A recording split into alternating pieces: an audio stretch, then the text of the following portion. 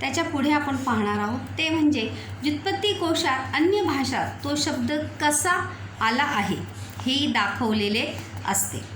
वरच्या उदाहरणात शब्दांची लघुरूपे आलेली आहेत ती जाणून घेणे आवश्यक है। व्युत्पत्ति कोश में जो है वो बताया जाता है कि कौन सा शब्द जो है किस रूप में आया है। शब्दात सुरुवातीला शब्दाची जात लिहिलेली असते, मतलब वो शब्द स्त्रीलिंगी है, पुल्लिंगी है या नपुंसकलिंगी है। नामाच्या बाबतीत मात्र पुल्लिंगी, स्त्रीलिंगी, नपुंसकलिंगी असे लिहिलेले असते। दिवाळी हा शब्द जैसे मैंने अभी बताया, दिवाळी हा शब्द जो आहे वो स्त्रीलिंगी असल्याने स्त्री हे लघुरूप पाहायला मिळते। त्यानंतर वेगवेगळ्या भाषांसाठी लघुरूपे वापरलेली। स म्हणजे संस्कृत भाषा, प्रा म्हणजे प्राकृत, ब म्हणजे बंगाली, ओ म्हणजे ओडिसा, ही म्हणजे हिंदी, प म्हणजे पंजाबी, सी म्हणजे सिंधी आणि गु म्हणजे गुजराती। या व्यतिरिक्त कोशकार कभी एखाद्या शब्दामागचा इतिहास, मतलब व्युत्पत्ति कोश में जो है हमें हर भाषा में उस शब्द के लिए कौन से शब्द का प्रयोग जो है वो किया गया है या किस प्रकार से उसका उच्चारण होता है, ये भी हमें व्युत्पत्ति कोश में देखने को मिलता है। कधी कधी एखाद्या शब्दाची अन्य कोणी मांडलेली वेगळी व्युत्पत्ति सांगून ती त्यांना योग्य वाटते की नाही हेही सांगतात। कभी कभी ऐसे भी होता है कि किसी और के बारे में भी वहाँ पर बताया जो है वो जाता है। उसके बाद बहुत ही महत्वपूर्ण हम प्रश्न यहाँ पर प्रश्न है उसका उत्तर देखने वाले बच्चों, तो म्हणजे आहे व्युत्पत्ति कोशाचे कार्य। 3 नंबर के लिए हा प्रश्न आहे, 3 मार्कांसाठी हा प्रश्न येतो की व्युत्पत्ति कोशाचं कार्य जे आहे ते कशा प्रकारे चालतं किंवा व्युत्पत्ति कोशाचं कार्य जे आहे ते कशा प्रकारे केलं जातं किंवा करण्यात येतं। तर पहिलं जे आहे ते कार्य आहे ते म्हणजे शब्दाचे मूळ रूप दाखवणे। काय आहे? शब्दाचे मूळ रूप दाखवणे, मतलब वो शब्द जो है प्रमाण वो बोली भाषा में किस प्रकार से बोला जाता है, किस प्रकार से लिखा जाता है, ये व्युत्पत्ति कोश का कार्य है। दूसरा है अर्थातील बदल स्पष्ट करने, मतलब हमेशा शब्द के अर्थ में कौन सा बदल है। जैसे मैंने कहा कि एक शब्द का अर्थ जो है एक भाषा में अलग है, दूसरी भाषा में अलग है, सेम शब्द का अलग अर्थ जो है वो हमें देखने को मिलता है। उच्चारातील बदल व फरक दाखवणे, मतलब शब्द के उच्चार में क्या बदल है, क्या फ़र्क है, ये भी हमें हमें व्युत्पत्ति कोश में हमें देखने को मिलता है, क्योंकि हर शब्द का उच्चार जो है वो अलग अलग है और दोनों में क्या अंतर है ये भी हमें उसमें देखने को मिलता है। त्यानंतर बदलांचे कारण जे आहे ते स्पष्ट करणे, मतलब वहाँ पर बदल क्यों है, क्यों हमें एक ही शब्द जो है अलग अलग भाषाओं में अलग अलग प्रकार से हमें देखने को मिलता है। इन सभी प्रश्नों के उत्तर जो है वो हमें व्युत्पत्ति कोश में देखने को मिलते हैं। मतलब विशिष्ट प्रदेश में वो भौगोलिक परिसरात एका शब्दातील उच्चारण जो है वो बदल होता है। आपने भी देखा होगा कि आप जहाँ पर रहते हैं और दूसरे शहर में या दूसरे गांव में भाषा के लहजे में या बोलने में जो है हमें अंतर देखने को मिलता है। शब्दों के उच्चारण में हमें फ़र्क देखने को मिलता है। तो यही फ़र्क जो है हमें व्युत्पत्ति कोश में देखने को मिलता है। तो ये 4 पॉइंट जो है, लेकिन ऐसे नहीं लिखने हैं, हमें इन 4 पॉइंट को एक्सप्लेन करना है। म्हणजे शब्दांचे मूळ दाखवणे म्हणजे मराठी भाषेतील प्रमाण व बोली शब्दांचे मूळ दाखवणे, इसका एक्सप्लेन किया। अर्थातील बदल स्पष्ट करणे म्हणजे कि अर्थ में जब बदल होता है तो किस प्रकार से शब्द के अर्थ में जो बदल होता है वो बदल को भी स्पष्ट करना ज़रूरी। साथ ही साथ उच्चारण में भी फ़र्क होता है। प्रदेश के अनुसार या भौगोलिक क्षेत्र के अनुसार शब्द के उच्चारण में हमें फ़र्क देखने को मिलता है। वो फ़र्क हमें वहाँ पर व्युत्पत्ती कोश में ज़रूर देखने को मिळता आहे। त्यानंतर आहे बदलांचे कारण स्पष्ट करणे। कारण क्या है शब्दों के बदल के पीछे। तो इसी प्रकार से व्युत्पत्ती कोशाचं कार्य जे आहे ते आपण पाहिलेलं आहे।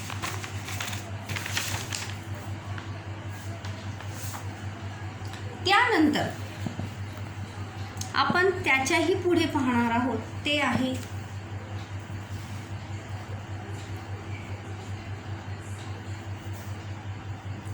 व्युत्पत्ती कोश म्हणजे त्याची निर्मिती कशी झाली ते आपण पाहणार आहोत।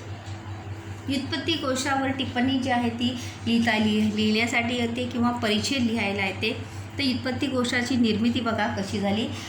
एखाद्या शब्दाबद्दलचे कुतूहल किंवा जिज्ञासा दूर करण्यासाठी कशाची मदत घेतो आपण? व्युत्पत्ती कोशाची मदत आपण घेतो। ये लक्षात ठेवा। मतलब वहाँ पर व्युत्पत्ती कोश निर्माण करते समय वहाँ पर कौन कौन लोगों ने जो है अपना योगदान वहाँ पर दिया है। देखो ये सब पॉइंट जो है व्युत्पत्ती कोश में हमें लिखने हैं प्रश्न में।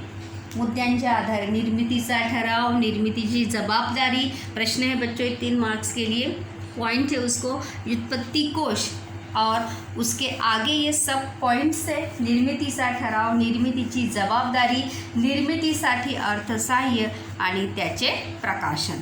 तो देखिए सबसे पहले 1938 साली मुंबई येथे अखिल भारतीय मराठी साहित्य सम्मेलन भरले होते। 1938 में मराठी साहित्य सम्मेलन जो है वो भरा था और त्या साहित्य सम्मेलनाचे अध्यक्ष जे आहेत ते कोण होते? स्वातंत्र्यवीर सावरकर। और त्यांच्या अध्यक्षतेखाली व्युत्पत्ती कोश रचनेचे कार्य हाती घ्यावे असा ठराव, पॉइंट जो है पहला पॉइंट मैं बता रही हूँ, असा ठराव यानी ऐसा प्रस्ताव जो है वो रखा गया कि व्युत्पत्ती रचनेचे कार्य। देखो ये सब पॉइंट जो है प्रश्न का उत्तर है व्युत्पत्ती कोश का। व्युत्पत्ती कोश रचनेचे कार्य हाती घ्यावे असा ठराव या सम्मेलनात मंजूर करण्यात आला। मतलब स्वातंत्र्यवीर सावरकर इस अखिल भारतीय मराठी साहित्य सम्मेलन के अध्यक्ष थे और उनके ही अध्यक्षता में ये प्रस्ताव रखा गया कि उन्हें इस व्युत्पत्ती कोश के रचना का कार्य जो है हाथी लेना चाहिए या उसकी शुरुआत जो है वो करनी चाहिए और इसको स्वीकृति दे दी। त्यानंतर कृष्णाजी पांडुरंग कुलकर्णी, इसका फुल फॉर्म है कृष्णाजी पांडुरंग कुलकर्णी, यांच्यावर या कार्याची जवाबदारी सोपवण्यात आली और फिर व्युत्पत्ती कोश की निर्मिती का कार्य जो है किसके ऊपर छोड़ा गया? कृष्णाजी पांडुरंग कुलकर्णी यांच्यावर इस कार्य की जिम्मेदारी जो है वो सौंपी गई कि तुम्हाला जे आहे ते व्युत्पत्ती कोशाचे निर्मितीचं कार्य जे आहे ते करायचं आहे और उसके लिए जो अर्थसहाय्य पैसा, अभी कोई भी काम करना है तो उसके लिए किसकी सहायता होती है? फाइनेंस की ज़रूरत जो है वो ज़रूर पड़ती है। जर पैसा नसेल तर आपण कोणतंही कार्य जे आहे ते करू शकणार नाही। तर अर्थसहाय्य जे आहे बॅरिस्टर, म्हणजे काय? बॅरिस्टर वकील मुकुंदराव जयकर यांच्या आर्थिक सहकार्यामुळे व श्री दाजीसाहेब तुळजापूर यांनी पुरस्कृत केल्यामुळे व्युत्पत्ती कोश निर्मितीस भरीव मदत झाली। भरीव म्हणजे मोठ्या प्रमाणात, बड़ी मात्रा में उन्होंने आर्थिक मदद जो है उस समय की थी। त्यानंतर 1946 साली, अभी जाहिर सी बात है कि उसे प्रकाशित करना, ऐसे बना के वहाँ पर रखा जाएगा क्या? सिर्फ नहीं, तो उसको प्रकाशित करने के लिए छपाई तो उसकी होनी चाहिए, प्रिंटिंग उसकी होनी चाहिए। तो 1946 में मराठी व्युत्पत्ती कोशाचे पहले प्रकाशन, देखो ये 6 पॉइंट जो है आपको व्युत्पत्ती कोश इस उत्तर में जो है आपके आने चाहिए। पहली प्रिंट या पहली आवृत्ति, पहला संस्करण जो है व्युत्पत्ती कोश का मराठी का कब निकला था? 1946 में। यानंतर ही व्युत्पत्ती कोशाच्या आवृत्त्याने संस्करण निघालेले आहेत, विद्यार्थ्यांनी त्या जरूर वाचाव्या और अपनी शब्द संपत्ति को बढ़ाने के लिए, शब्द संग्रह को बढ़ाने के लिए ज़रूर बच्चों को या विद्यार्थियों को इसका वाचन जो है वो ज़रूर करना चाहिए। यहाँ पर और एक उदाहरण बच्चों यहाँ पर लेखक ने हमें दिया है, ताकास तूर लागू न देने। ताकास तूर लागू न देणे मतलब किसी को कुछ भी पता चलने न देना, म्हणजे कोणाला काहीही कळू न देने, मतलब सीक्रेट रखना। अगर सिंपल भाषा में कहेंगे तो बात को छिपा के रखना, बात को दबा के रखना। तो ये वाक्य प्रचार आहे, काय आहे, ताकास तूर लागू न देणे याचा अर्थ आहे अजिबात कोणाला कळू न देणे। शाळेत नाटक बसवले जाणार होते। नाटकात काम करणाऱ्यांमध्ये शरदची निवड झाली होती। मित्र त्याच्याकडून ही बातमी काढून घेण्यासाठी खूप प्रयत्न करत होते। उसके दोस्त जो है उसे पता लगाना चाहते थे कि क्या हुआ, पण शरद ने ताकास तूर लागू दिली नहीं, मतलब शरद ने किसी को भी इस बारे में बताया नहीं कि उसका नाटक में क्या हुआ है, सिलेक्शन हुआ है। अशा प्रकारचे प्रसंग आपल्यावरही अनेकदा येतात। कभी कभी देखो ऐसा होता है कि आपका दोस्त जो है इतनी पढ़ाई करता है कि आपको खुद को यकीन नहीं होता है, तभी हम ये वाक्य प्रचार यूज़ कर सकते हैं कि समीर ने जो आहे इतका अभ्यास कधी केला कि कोणाला, मतलब ताकास तूर लागू दिला नहीं, मतलब उसने इतनी पढ़ाई कभी की होगी। आपणही आपल्या मनात काय आहे हे लोकांना अजिबात कळू देत नाही, और हम भी हमारे मन में क्या है ये लोगों को कभी भी जल्दी पता चलने देते नाही। लोकांनी विचारलेल्या प्रश्नांना आपण अशी काही उत्तरे देत राहतो की त्यांना काही कळूच नाही, मग लोकही म्हणतात अरे हा अगदी ताकास तूर लागू देत नहीं। तभी लोग, मतलब ये वाक्य प्रचार है वहाँ पर कि लोग भी फिर कहते हैं कि ये जो है बताने वालों में से नहीं है। आता ताकास तूर लागू न देणे या वाक्यप्रचाराचा आपल्याला कळलेला आहेच। कोशातही त्याचा अर्थ एखाद्या गोष्टीचा दुसऱ्यास बिल्कुल अर्थ थांग लागू देने, मतलब उस किसी को भी पता न चलने देना। जैसे हम कोई बात जो है छिपा के रखते हैं या अपने ही मन में रखते हैं। टाळाटाळी करून, टाळाटाळी यानी टालमटोल करून स्वतःच्या मनातील विचार जो है हम दूसरों को या किसी और को पता चलने देते नहीं, अशा प्रकारचं आहे। पण ताकास तूर लागणे म्हणजे काय? ताक म्हणजे आपण पितो ते ताक, ताक यानी छाछ। ताक या शब्दाचा काय अर्थ आहे? छाछ। आपण पितो, हम छाछ जो हमेशा पीते। आणि तूर म्हणजे काय? जो तूर दाल होती, अरहर की जो दाल होती है उसे कहते हैं तूर। देखो यहाँ पे दिया भी है कि आपण मराठी लोकांच्या जेवणात ज्या तुरीच्या डाळीचं वरण असतं ते तूर नावाचं धान्य की काय? ताकाचा आणि तुरीचा संबंध येतो तरी कुठे? क्योंकि हम ताक में या छाछ में कभी भी तूर दाल का मिक्सर करते यूज़ करते हैं क्या? कदापि भी नहीं। तो इसीलिए दोनों का भी संबंध जो है वो बिल्कुल भी नहीं। इसलिए वाक्य प्रचार क्या बना है? ताकास तूर लागू न देने, मतलब किसी को भी पता चलने न देना। असा असून येथील शब्द ताक असा नसून ताका असा आहे। ताका म्हणजे तागा। तागा म्हणजे तागाचा अर्थ मराठी उत्पत्ति कोशात मतलब कपड़े का गट्ठा। जो कपड़े का जो गट्ठा होता है बड़ा बड़ा, जिससे हम कपड़ा फाड़ कर लेते हैं 1 किलोमीटर 1 मीटर 2 मीटर, त्याला ताग काय म्हणतात? ताग। विणकराच्या मागावर संबंध न फाड़लेले कापडाचे थान। थान में से देखो कपड़ा फाड़ कर निकाल लेते हैं, काउंट करके कपड़ा जो है निकाल लेते, त्याला म्हणतात थान। महाराष्ट्र शब्दकोशाच्या 4थ्या विभागात देखील असा अर्थ दिलेला आहे। ताकात मागावरील संबंध न फाडलेले कापड इत्यादींचे थान, दोरा, धागा। आता तूर या शब्दाचा शब्दकोशातला अर्थ पाहू। तूर म्हणजे एक प्रकारचं द्विदल धान्य हा अर्थ तर आहेच, पण या शब्दाला दुसराही एक अर्थ आहे, तो म्हणजे तूर म्हणजे विणलेले वस्त्र, ज्या लाकडाभोवती गुंडाळलेले जाते ते लाकूड म्हणजे कोष्ट्याची दांडी। अगर आप हाथ माग देखा होगा तो उसको देखो, धागा जो है उस लकड़ी को पूरा ऐसा गुंडाल लिया जाता है, तर त्याला म्हणतात कोष्ट्याची दांडी म्हणजे लाकड़ी। उस लकड़ी को जो है पूरा जब धागा तैयार होता है तो उस पूरे लकड़ी के ऊपर क्या होता है, जोड़ दिया जाता है।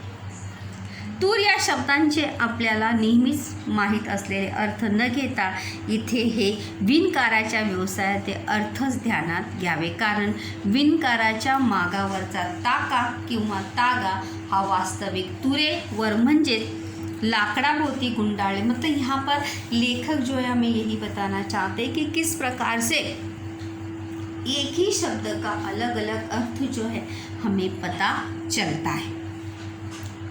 तूर नामक वस्तूशी संबंधच येऊ द्यायचा नाही, ताक व तूर यांचा संबंध टाळायचा, म्हणजे कापड ज्या लाकडाभोवती गुंडाळायचे ते लाकूड यांचा संबंध टाळायचा, म्हणजे जे काम खरोखर अपेक्षित असते, व्हायला हवे असते, होणे रास्त, रास्तम या शब्दाचा अर्थ आहे योग्य, तेच मुद्दाम होऊ द्यायचे नाही असा याचा अर्थ आहे। ऐसा इसका यहाँ पर अर्थ है कि जो काम सही में होना चाहिए वो काम कदापि भी होणे न देना, किंवा ते काम होऊ द्यायचं नाही असा त्या शब्दाचा जो आहे काय आहे अर्थ आहे। तर अशा प्रकारे मुलांनो आपण या ठिकाणी व्युत्पत्ती कोश हा पाठ जो आहे या ठिकाणी पाहिलेला आहे। हा पाठ आपल्याला अभ्यासासाठी देण्यामागचं एकमेव कारण मुलांनो हेच आहे की कशा प्रकारे आपण जे आहे आपलं शब्द संपत्ती वाढवून हम अपनी शब्द संपत्ति बढ़ाकर या शब्द संपत्ति शब्द संग्रह बढ़ाकर या शब्दों के अर्थ जानने की जिज्ञासा जो है हमारे अंदर निर्माण होनी चाहिए, हमारे अंदर होनी चाहिए, तभी हमारे ज्ञान में क्या होगी, बढ़त होगी। आणि हे सर्व प्रश्न जे आहेत म्हणजे तुम्हीसुद्धा नवीन नवीन शब्दांचे अर्थ जे आहेत नक्की शोधण्याचा प्रयत्न केला पाहिजे। मग ती कोणतीही भाषा असो, हिंदी असो, मराठी असो, त्या प्रत्येक शब्दाचा अर्थ जो आहे तो तुम्ही शोधण्याचा प्रयत्न केला पाहिजे। याच्यावर स्वमताचा सुद्धा प्रश्न येऊ शकतो की व्युत्पत्ती कोशाचे फायदे कोणते। व्युत्पत्ती कोशाच्या फायद्यामध्ये काय येणार आहे की कशा प्रकारे आपल्याला शब्दांचे विविध अर्थ जे आहेत ते माहिती होतात आणि फक्त अर्थ माहीत न होता हमारे ज्ञान में क्या होती है, बढ़त भी होती। तुम्ही कधी व्युत्पत्ती कोशाचा वापर केला आहे? व्युत्पत्ती कोश सोडा की तुम्ही कधी डिक्शनरी हाताळलेली आहे का? शब्दकोशाचा वापर केलेला आहे का? शब्दकोश वापरताना कोणकोणत्या अडचणी येतात किंवा शब्दकोश वापरण्याचे कोणकोणते फायदे जे आहेत ते तुम्हाला आतापर्यंत तुम्हाला झालेले आहे। तो इस प्रकार से हमने इस चैप्टर में विविध शब्दों के माध्यम से देखा है कि व्युत्पत्ती कोश की निर्मिती कैसे हुई। प्रश्न हमें याद रखने हैं 3, व्युत्पत्ती कोशाचे कार्य, व्युत्पत्ती कोश की निर्मिती आणि विविध शब्द, मतलब शब्द अनेक अर्थ एक आणि शब्द एक अर्थ अनेक। ये 3 प्रश्न जो है आपको बखूबी अच्छे से याद रखने, कारण कि देखिए 3 मार्क्स के लिए एक प्रश्न आता है, 6 मार्क्स का स्थूल वाचन होता है, हमें पैसेज वगैरह बिल्कुल भी आता नहीं है। तो त्यामुळे इन सभी प्रश्नों के उत्तर जो है आपको अच्छे से याद होने चाहिए।